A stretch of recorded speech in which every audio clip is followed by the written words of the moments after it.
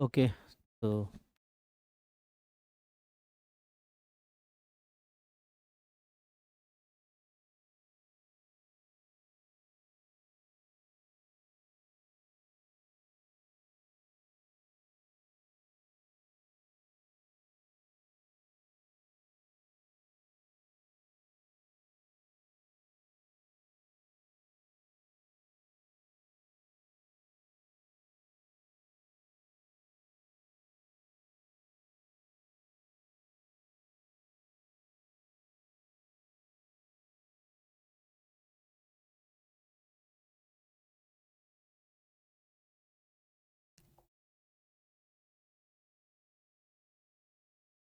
Okay, तो ये notification actually mainly है ना, ये सेशन हमने रखा था 2026 एग्ज़ाम के लिए नोटिफिकेशन आ गया है, तो ये बच्चों को बताना था, है ना।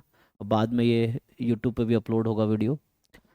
तो जैसे कि 2026 का नोटिफिकेशन हो सकता है आप लोगों ने देखा हो, जो लोग एस्पिरेंट हैं, है ना। तो इस बार जैसे आप वैकेंसी देख रहे हैं, इस बार वैकेंसी जो है जनरल कैटेगरी में है, कितना जनरल कैडर के लिए 40 है, और DEPR के लिए 10 है, एंड DSIM के लिए भी 10 है ना। टोटल 50 वैकेंसीज हैं। तो पिछले बार जैसे 20 थी, इस बार 10 है। तो ऐसा है, बाकी सारी इन्फॉर्मेशन इसमें ऑलरेडी है। तो इनका जो इन्फॉर्मेशन है मेनली हम लोग डिस्कस कर रहे हैं 2026 के जो RBI का है वो नोटिफिकेशन है, डिस्कस कर रहे हैं। तो इसमें मेनली जो है एप्लीकेशन स्टार्ट होगा अप्रैल 29 से, जो कि ऑलरेडी हो चुका है ना। एंड लास्ट डेट जो है 20 मई है। एंड देन फेज़ 1 का जो एग्जामिनेशन है जून 13 को, पिछली बार काफ़ी लेट हुआ था ना, पिछली बार आई थिंक अक्टूबर में था। देन दिसंबर में फेज़ 2 है ना, अभी इंटरव्यू हुआ था। तो यहाँ पे जो है जून में फेज़ 1 का है, फेज़ 2 का आपका जुलाई 25 को होगा exam. And then special DSIM का चाहिए तो उनके लिए था, this was for the general. और DSIM का स्पेशली बात करें तो DSIM में जून 14 को, है ना, फेज़ 1 पेपर 1 एग्जामिनेशन है, और जो है जुलाई 26 को फेज़ 2 का मतलब एग्ज़ाम है। फिर बाकी कुछ लोग एलिजिबिलिटी का बात कर रहे होते हैं, एलिजिबिलिटी क्या रहती है। तो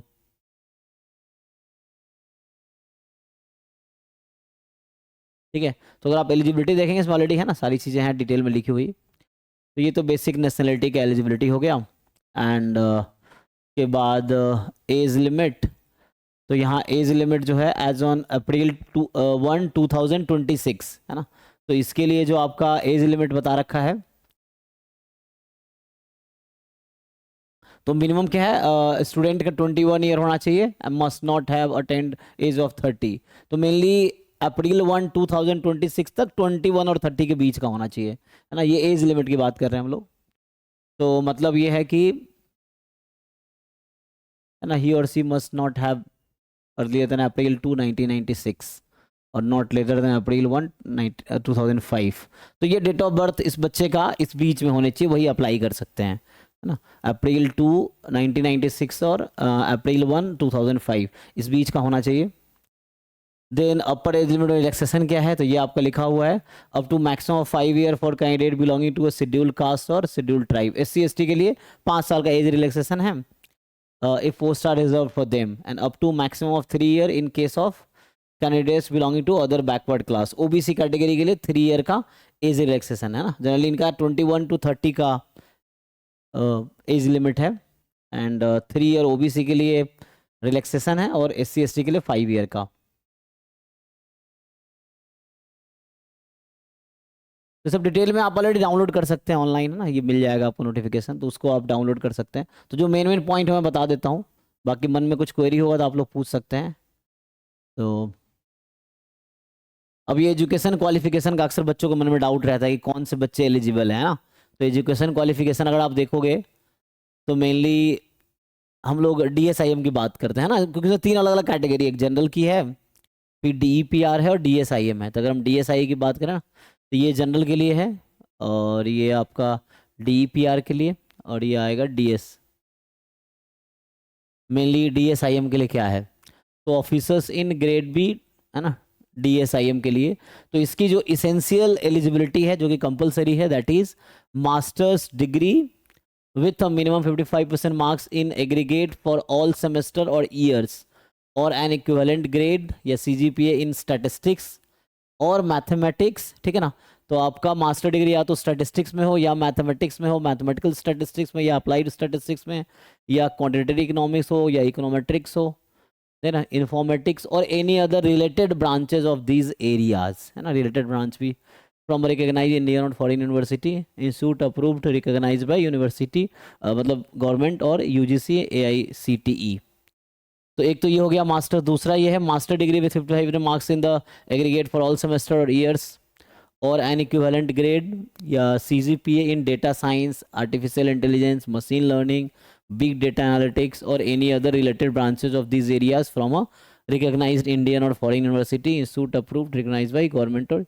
और तीसरा जो कैटेगरी है, एक तो हो गया मैथमेटिक्स स्टैटिस्टिक्स अप्लाइड स्टैटिस्टिक्स इससे रिलेटेड फील्ड, दूसरा हो गया डेटा साइंस AI ML इससे रिलेटेड फील्ड, और तीसरे में है कि 4 ईयर बैचलर डिग्री। तो यहाँ मास्टर्स की बात कर रहा था ना, तो मास्टर डिग्री था। और अगर आपके पास 4 ईयर बैचलर डिग्री है with minimum 60% marks in aggregate for all semesters और ईयर्स और एन इक्विवेलेंट ग्रेड और CGPA in statistics, mathematical statistics, applied statistics, quantitative economics, econometric, informatics, data science, artificial intelligence, machine learning, big data analytics and any other related branches of this area from a recognise Indian foreign university, है ना this. तो ये आपके 3 category हैं बताया, mainly statistics background हो या mathematics या डेटा साइंस AI बैकग्राउंड से हो, या फिर मतलब 2 ईयर मास्टर हो या एटलीस्ट 4 ईयर बैचलर डिग्री हो। तो ये एलिजिबिलिटी हो गई, ठीक है ना। बाकी SC ST या PWBD जो कैंडिडेट्स हैं उनके लिए मतलब जो मार्क्स का है मिनिमम मार्क्स रिक्वायर्ड इन जो भी पहले दे रखा था एलिजिबिलिटी 3 कैटेगरी में डिवाइड कर रखा है, तो उसमें आपको 50% अगर है तो आप एलिजिबल हैं, ठीक है। बाकी इनका वो तो कंपलसरी एलिजिबिलिटी हो गया, इसेंशियल था। डिजायरेबल में candidates with a doctorate in topics related to above subject. अब ये जो 3 कैटेगरी में जो भी मैथ स्टैट्स है ना, डेटा साइंस AI ML ये सब जो फील्ड है, इससे रिलेटेड फील्ड में अगर आपके पास PhD की डिग्री है तो उनको प्रेफरेंस दिया जाएगा, ठीक है। देन रिसर्च और teaching experience and publication in standard journal will be considered as an additional qualification. तो ये डिजायरेबल है ना, बट ये कंपलसरी नहीं है। बाकी फिर और डिटेल में आप पढ़ सकते हैं। Candidate possessing MPhil and PhD qualification in the specific subject will be eligible for relaxation up to age limit by 2 year and 4 year. मतलब जिनका MPhil अगर जो आई थिंक कर चुके हैं, है ना, या MPhil कर रहे हैं, तो उनके लिए 2 साल की एज रिलैक्सेशन है। और PhD जो कर रहे हैं या कर चुके हैं उनके लिए 4 ईयर का एज रिलैक्सेशन है। तो एज क्या था, 21 to 30 था, है ना। तो उसमें आपको उसके अकॉर्डिंग रिलैक्सेशन मिलेगा, ठीक है। तो ये सब डिटेल में आप पढ़िए, नोटिफिकेशन ऑलरेडी वेबसाइट पे है RBI के, है ना। और जो मेनली CGPA जो है और उसको परसेंटेज में कैसे कन्वर्ट करते हैं, तो 6.75 अगर आपके पास CGPA है या CPI है ना, तो वो एक्चुअली 60% काउंट होगा, ठीक है। 6.25 है तो 55%, 5.75 है तो 50%। तो जो CGPA को परसेंटेज में कन्वर्ट करने का इनका रूल ये है। सो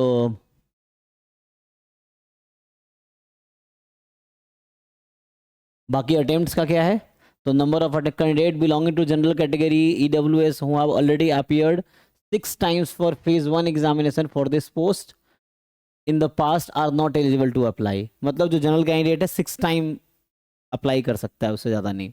ऐसा कह रहे हैं ना, जो 6 टाइम पहले अपीयर हो चुके हैं वो एलिजिबल नहीं है अप्लाई करने के लिए। तो अटेम्प्ट फिक्स है, मतलब 6 अटेम्प्ट जनरल कैटेगरी के बच्चों के लिए है। एंड आगे है no such restrictions applies to the candidate belonging to SC ST OBC PWBD if the post are reserve for them. मतलब जनरल वालों के लिए 6 अटेम्प्ट फिक्स है, मतलब 6 टाइम दे सकते हैं एग्जाम। बाकी कैटेगरी के लिए मतलब वो लिमिट नहीं है। ओके सो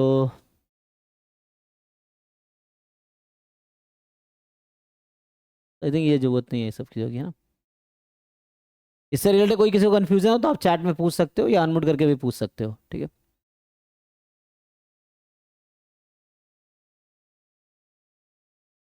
ठीक है, एग्जाम को बता रहा है।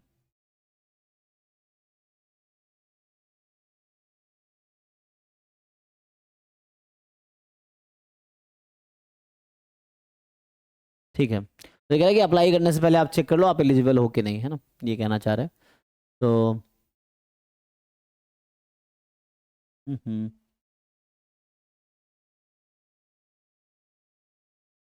बाकी ये है ना ऑलरेडी ये सब डिटेल्स आपको यहाँ वेबसाइट पे इनका है www.rbi.org.in, उस पे आपको मिल जाएगा सारे डिटेल्स। एप्लीकेशन फ़ीस क्या है तो ये बता रखा है ना, इस कैटेगरी के बच्चे अगर हैं तो 100 rupees plus GST. General OBC या ईडब्ल्यू ऐसे कैटेगरी के बच्चे हैं तो उसका 850 प्लस 18% जीएसटी। और बाकी आरबीआई में कोई स्टाफ वगैरह शायद उनके लिए कोई नहीं है फीस, तो इस तरह से है। ठीक है जी, तो ये जस्ट नोटिफिकेशन है 2026 का जो आया था उसका। एंड उसको मैं कंप्लीट करता हूँ। ओके, तो ये एडिट करने के लिए क्या क्या एडिट कर सकते हैं, क्या एडिट नहीं कर सकते हैं, ये है। बाकी अगर कुछ है ना अप्लाई करते हुए कुछ प्रॉब्लम होती है तो उसके लिए भी एक हेल्प विंडो है, तो आप उसको देख सकते हैं यहाँ पे जाके। In case of any problem in filling up the form, payment of fees, intimation, है ना, चार्जेस, और इन है ना downloading of admit card, queries में भी मेड टू द, इस लिंक पे जाके आप क्वेरी दे सकते हो, वो रिजॉल्व हो जाएगा। ओके, सो ये है।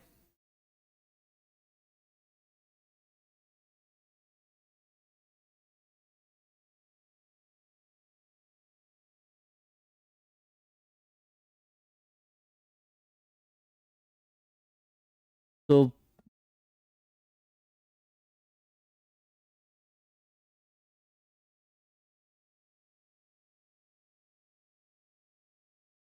ये सब आगे की सिलेक्शन के बाद का है कि आपका एनपीएस और ये ना न्यू पेंशन स्कीम जो है, ये सब है ना सिलेक्शन के बाद की चीज़ें हैं। तो बाकी आप डिटेल में इसको पढ़ो, अभी कुछ कन्फ्यूज़न है आप डाउनलोड कर सकते हो तो पूछ सकते हो। ठीक है, तो उसमें काफ़ी टाइम जाएगा। तो ये तो हो गया नोटिफिकेशन का। तो इसका एग्ज़ाम है ना 14 जून को पेपर 1 का एग्ज़ाम है।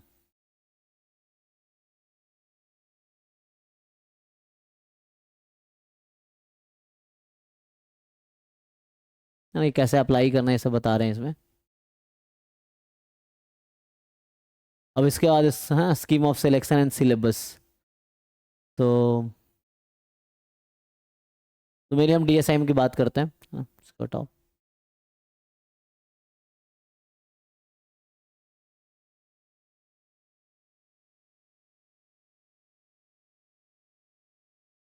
तो ये है ना, तो उसके लिए है डीपीआर, और उसके लिए मेरे लिए डीएसआईएम का आगे आएगा।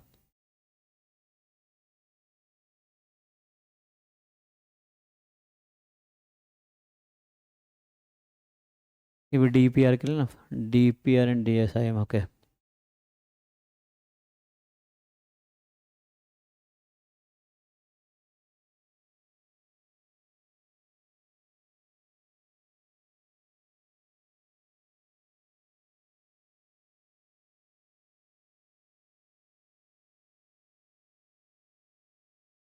ये डिटेल सिलेबस है उसके लिए ना, मेनली ये है आपका डीएसआईएम के लिए, है ना।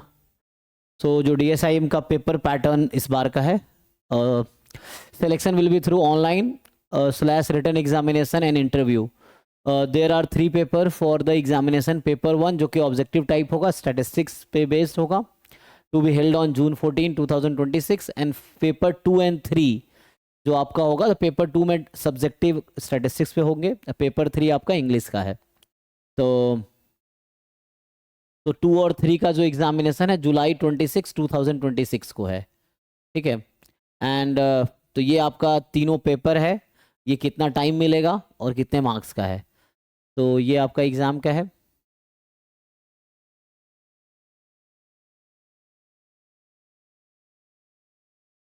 ठीक है, ये इनका क्राइटेरिया देख सकते हो, candidate have to score secure minimum marks as may be prescribe by the board.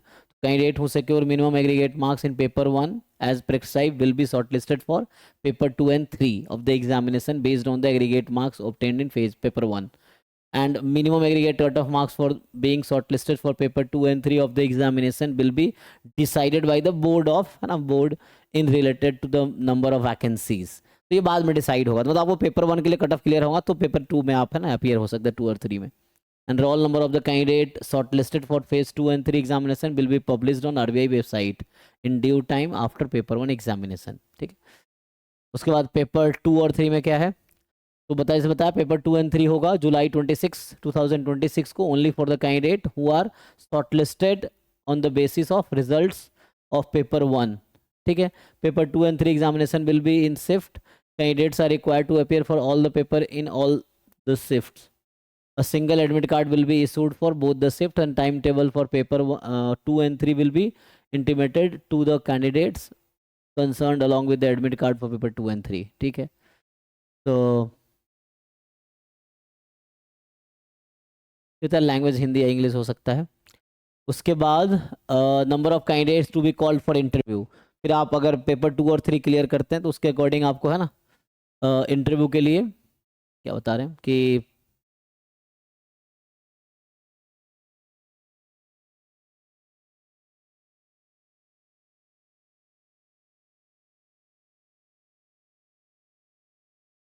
वो हिंदी इंग्लिश बता रहे हो anyway.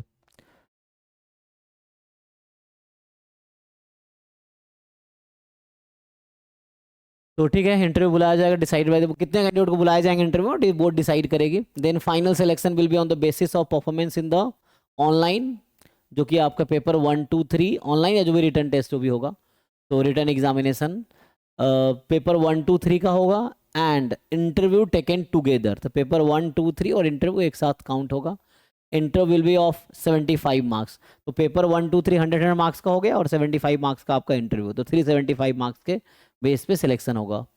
Candidate may opt for interview either in Hindi और इंग्लिश। ठीक है, candidate shall be required to undergo personality assessment conducted by the board bank before appearing for interview. No marks will be allotted for the same and it will not form part of the final selection criteria. Okay, अब मैंने syllabus है ना, तो जो mainly आपका paper है ना उसका सिलेबस क्या है, तो ये पिछले बार की तरह ये सिलेबस को 9 पार्ट में डिवाइड किया गया है।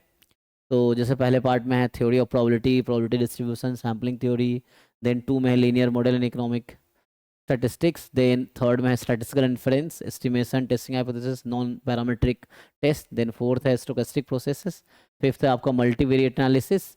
और 6th में है econometrics and time series. 7th है optimisation and statistical computing. 8th है data science, artificial intelligence and machine learning techniques. And then 9th है database and data warehouse management. तो ये आपका पूरा सिलेबस है पेपर 1 एंड पेपर 2 का। पेपर 1 ऑब्जेक्टिव है, पेपर 2 सब्जेक्टिव है स्टैटिस्टिक्स पे। ठीक है, और उसको डिटेल में भी आगे इन्होंने बता रखा है क्या क्या कंटेंट आपको फॉलो करने हैं। सो ये डिटेल सिलेबस है।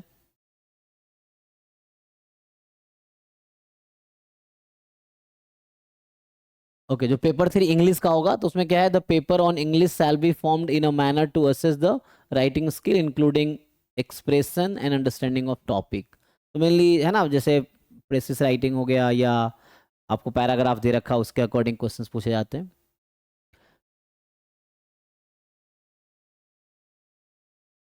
एस्से है ना, उसमें एस्से भी आता है, तो वैसे पैटर्न ओल्ड पेपर से देख सकते हो, या जो बच्चे एग्जाम दिए दे विल गाइड यू, ये है या हम लोग गाइड करेंगे ऐसा है। ठीक है जी, so manner of conduct of examination for grade B DPR this. तो ये फिर से वही बता रहे हैं ना कि एग्जाम का डेट क्या है एंड देन कैसे कैसे रहेगा। डीएसआईएम का ये है मेनली कि पेपर 1 आपका 14 जून को है, पेपर 2, 3 26 जुलाई को है। ठीक है, पेपर 1 ऑनलाइन होगा, comprise of multiple choice question होंगे। पेपर 2 में डिस्क्रिप्टिव टाइप होगा एंड आपको क्वेश्चन स्क्रीन पे दिखेगा एंड आंसर आपको पेपर पे लिखना है। पेपर 3 में सब्जेक्टिव क्वेश्चन होगा स्टैटिस्टिक्स में, फिर से वही है स्क्रीन पे क्वेश्चन और आई थिंक टाइप करना है इसमें, है ना। तो ये है।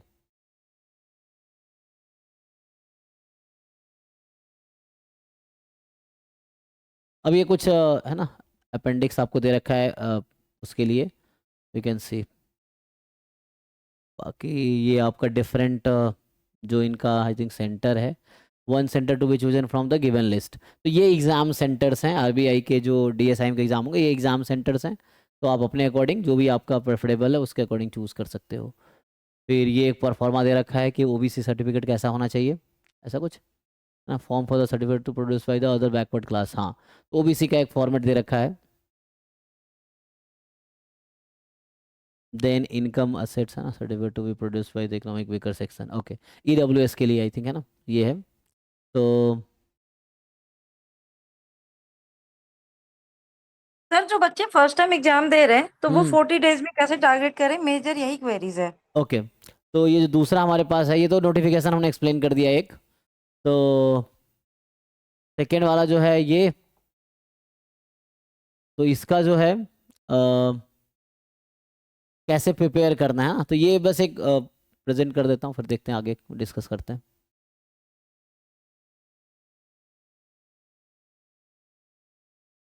तो ये इस बार का है ना, ये बच्चे सिलेक्टेड जो हुए हैं, पिछले बार हमने चलाए थे तो उसका है।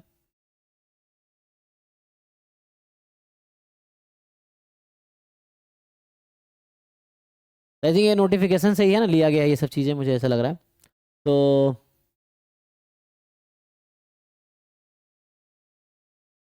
अच्छा, ये बता रहे हैं ना कैसे, जो आरबीआई में हायरार्की क्या रहती है जॉब की, है ना, ऐसा है।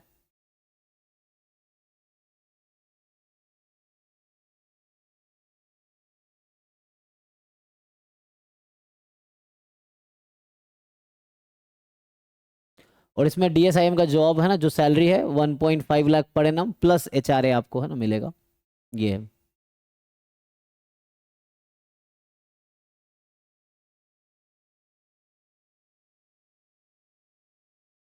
तो ये तो उसी नोटिफिकेशन से ही मुझे लगता है ना ये बनाया गया है। सो वही अप्रैल 29 से एप्लीकेशन स्टार्ट है और मई 20 तक होगा। बाकी हमने ऑलरेडी प्रेजेंट किए हैं सिलेबस एंड ऑल दैट, है ना, यही सब चीज़ें हैं।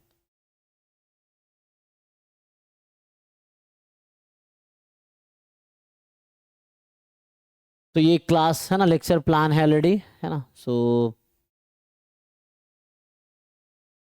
ये कैसे कैसे क्लासेस का है ना, क्या प्लान रहेगा। तो 1 मई जो कि कल है, तो क्लासेस स्टार्ट होंगी। तो ये एक है ना प्लान ऑलरेडी बनाया गया है कि 40 डेज प्लान, क्योंकि आपके पास अभी जैसे 1 मई कल है और 14 जून को एग्ज़ाम है ना। तो अराउंड आपके पास 44 डेज हैं। तो 40 डेज प्लान ये ऑलरेडी है कि क्लासेस का शेड्यूल है ना, किस डेट को किस टाइम पे कौन से टॉपिक क्लास होगी, और ये फैकल्टीज़ हैं जो क्लास लेंगे, ठीक है, इस तरह से है। तो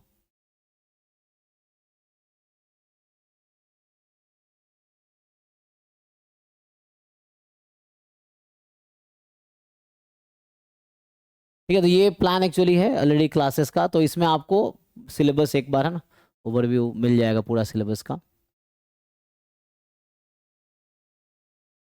देन 7 वीक्स है ना स्टडी प्लान क्या है, तो फर्स्ट वीक में क्या टॉपिक कवर होगा, सेकेंड वीक में क्या होगा, है ना, फिर ये थर्ड वीक में क्या होगा, फोर्थ वीक, फिफ्थ। तो ये आपको ऑलरेडी प्लान शेयर टीम कर देगी, है ना, जिन लोग इंटरेस्टेड हैं। बाकी जो फैकल्टीज़ हैं तो ऑलरेडी ये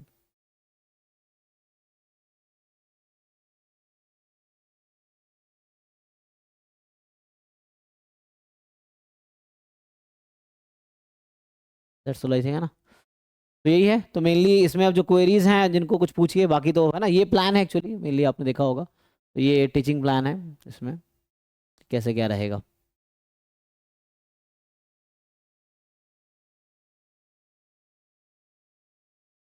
तो किसी को कुछ क्वेरीज हो तो पूछिए। आई थिंक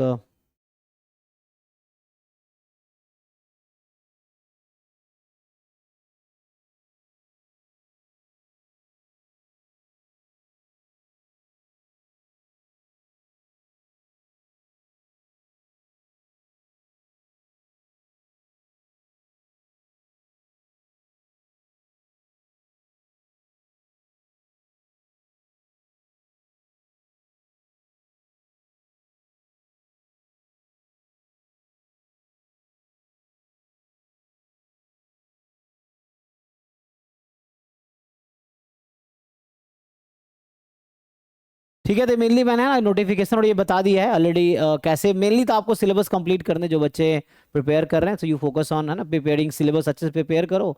बाकी कुछ टॉपर्स इंटरव्यू भी आपको मिल जाएंगे हमारी टीम से, या यूट्यूब पे आप देख सकते हैं, तो उसके अकॉर्डिंग आप प्रिपेयर कीजिए। चूँकि मुझे कुछ काम है, so I think ma'am will continue now. ठीक है मैम।